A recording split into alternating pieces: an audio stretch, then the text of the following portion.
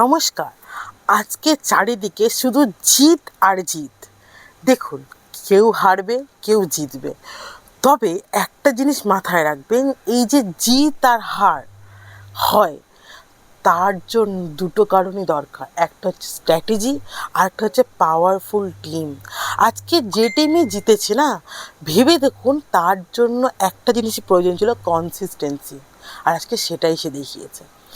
আজকের ডেটে যদি আপনিও রেডি থাকেন কিছু বড় কিছু করার জন্য, আর কথা দিচ্ছি ওয়াইটিএমের মতন ব্র্যান্ড যদি সাথে থাকে, তাহলে আপনাকেও কেউ আটকাতে পারবে না।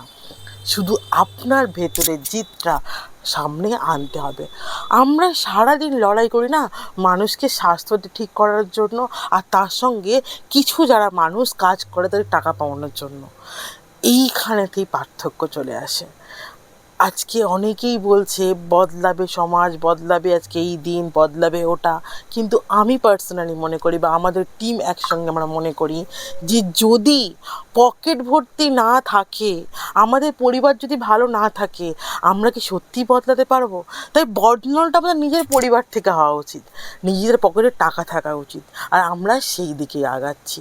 তাহলে দেরি কেন আর? আপনি যেটা ভাববেন না সেটাই বাস্তবে হবে।